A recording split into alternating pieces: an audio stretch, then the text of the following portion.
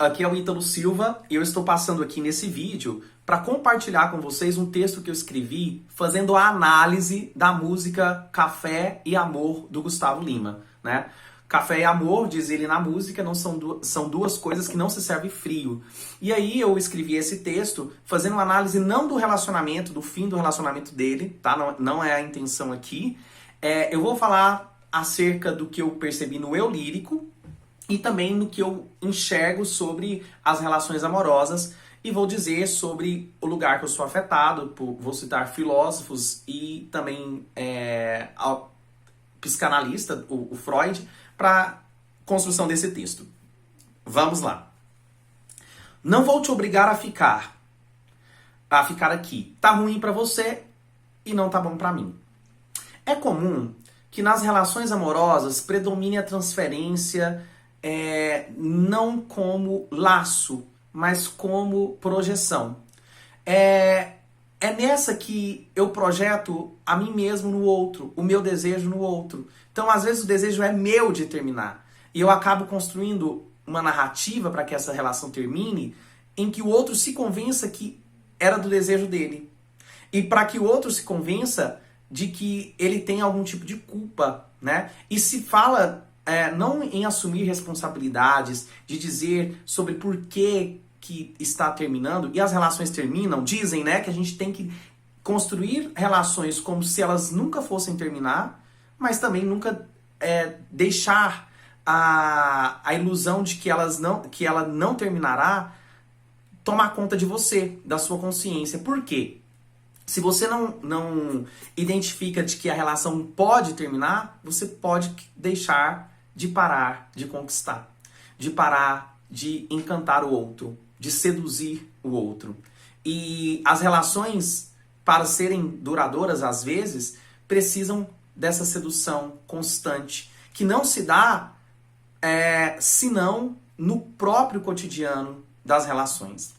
E assim, nessa contramão de quem faz o discurso e joga responsabilidades, a gente vê alguns discursos que dizem, não é você, sou eu, é o meu momento, não estava preparado. Então, não se coloca, não se assume e não se vê para construir uma narrativa que, de fato, dê cargo de um término.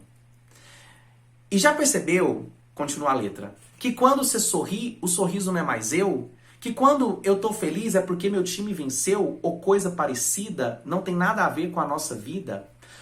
Oi? O motivo não é mais eu? Esse tipo de relação que eu estava falando, em que eu preciso conquistar o outro, as pessoas acreditam que precisam cativar, no sentido de colocar de cativeiro, né? Colocar no cativeiro. E aí é esse tipo de amor infantilizado, prematuro, narcisista, de que é o meu eu, o outro tem que ficar no meu cativeiro e idolatrar o meu eu.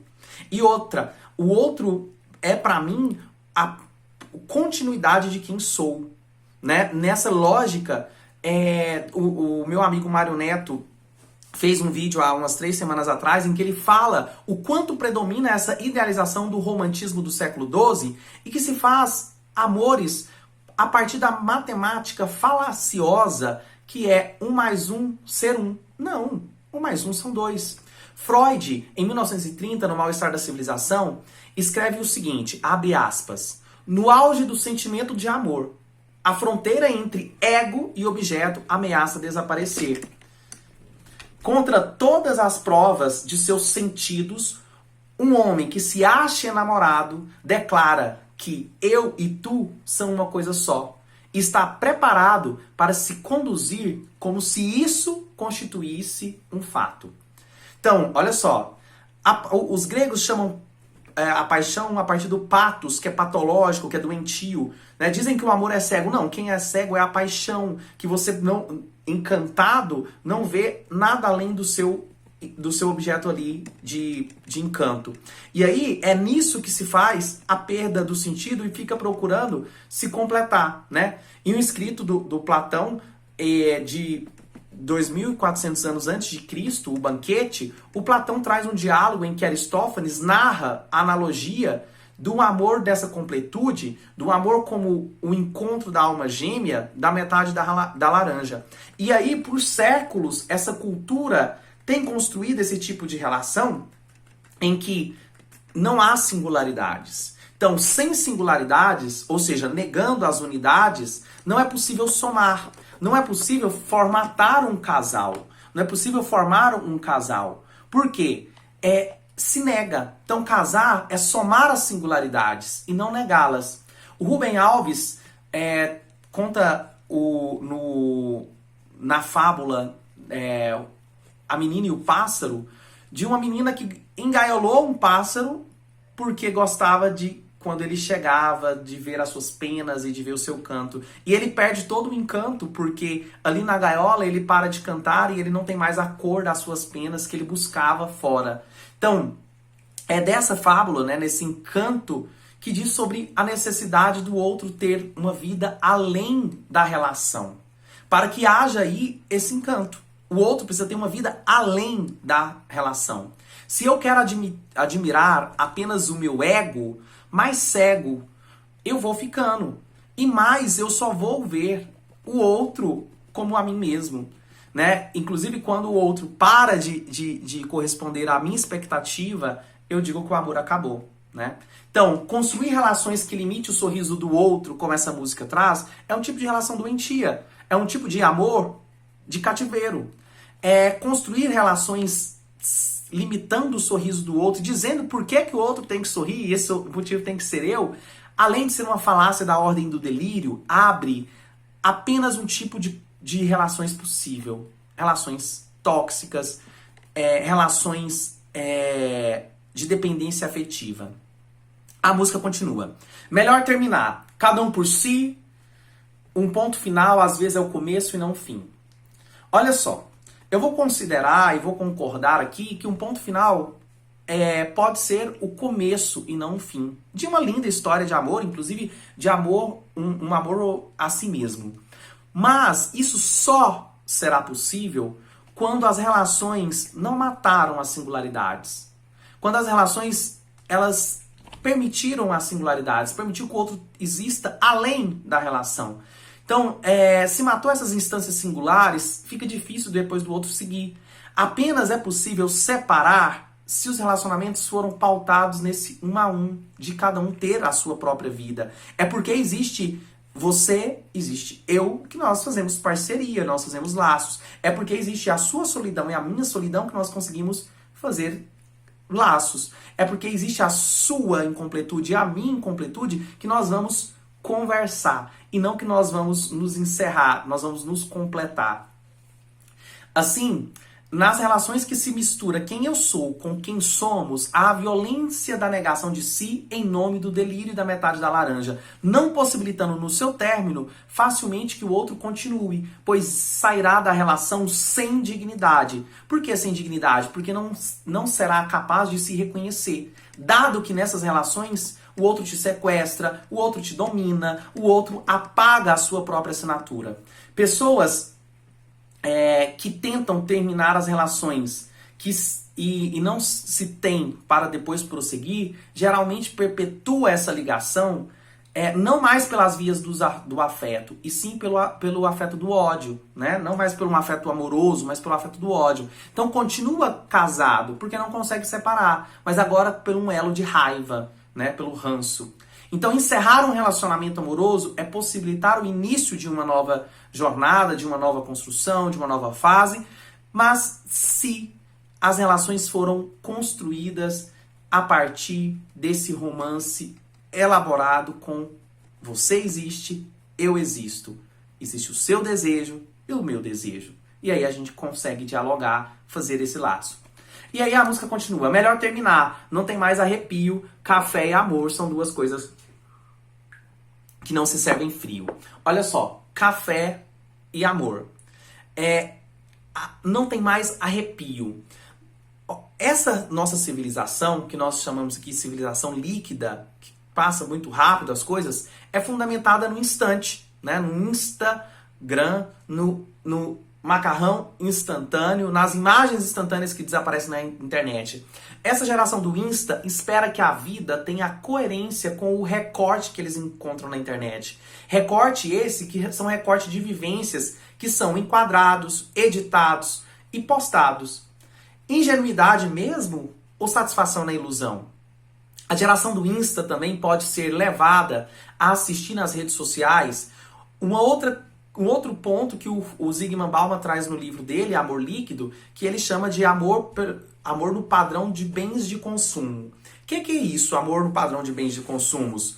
A geração desse Insta acaba enxergando as redes sociais como um lugar de gente bonita, gente sempre feliz, e elas não se veem bonitas e felizes assim, e querem a todo instante parecer com esse recorte que elas olham na internet, mas sofrem a angústia também quando estão em uma relação de duvidar se a solteirice não seria melhor, porque é isso do padrão de bens e consumo. Eu enxergo o outro como se o equipamento se já tem um outro equipamento no mercado, esse não mais me atende, eu tenho que substituir. E o Zygmunt Bauman, ele fala que as relações líquidas, elas são configuradas nessa lógica do que ele chama de padrão de bens e consumos. Então, o protótipo que nosso imaginário montou sobre o amor é um amor marcado pelo mito do amor romântico. Por mitos esses que anunciam no final, né, felizes para sempre, né, como se a vida fosse sempre no arrepio. Esse modelo de amor que ama na fantasia da Disney, né, de que seja aí o encontro da minha felicidade plena, tudo sempre colorido, como se fosse possível viver sempre nesse mundo de cores e fantasias. E Freud, em Mal-Estar da Civilização, no texto que eu li um trecho aqui, de 1930, ele diz o seguinte, abre aspas, somos feitos de maneira que apenas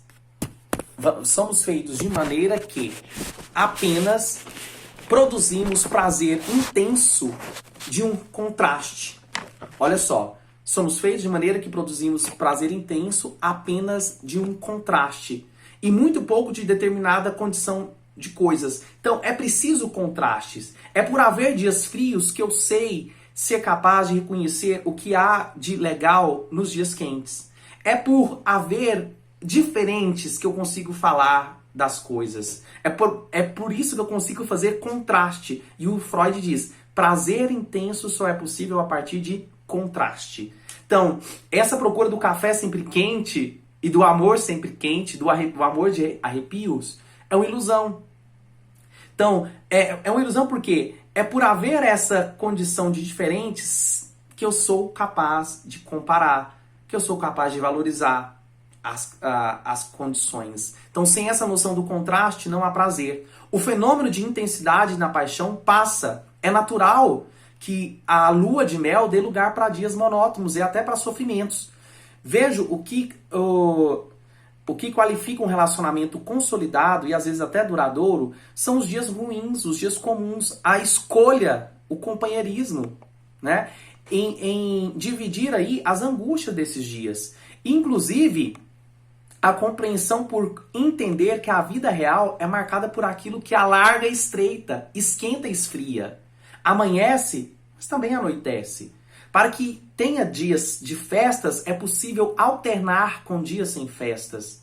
Talvez o seu dia de aniversário não teria a mesma graça se todos os dias fossem o dia do seu aniversário. Saber que a vida é marcada por aquilo que alarga e estreita mesmo, de demandas dentro da vida do casal. Além da memória dos dias de apaixonamento, a procura por sedução constante, por seduzir o outro nessa lógica do cotidiano. Tal qual é importante conquistar, é preciso também cultivar essa conquista. Caso tenha interesse, claro, em apostar na continuidade desse relacionamento. Viver é um fluxo de fases e nesse movimento nos deslocamos, mudamos. Não é um problema em si a gente mudar, mas pode ser um problema se nas relações as pessoas não se percebem e não reconhecem a necessidade de se ajustarem no que houve de mudanças. E talvez nada ou pouco sofremos para aceitar que houveram deslocamentos e agora não cabemos mais naquela vida, não cabemos mais naquela escolha do outro. Tudo bem se você quer uma vida pautada nessa loucura do café sempre quente, na procura desse amor de arrepio, né, que não esfria, e de que um arrepio não passe. Talvez seja possível viver assim, dentro da ilusão.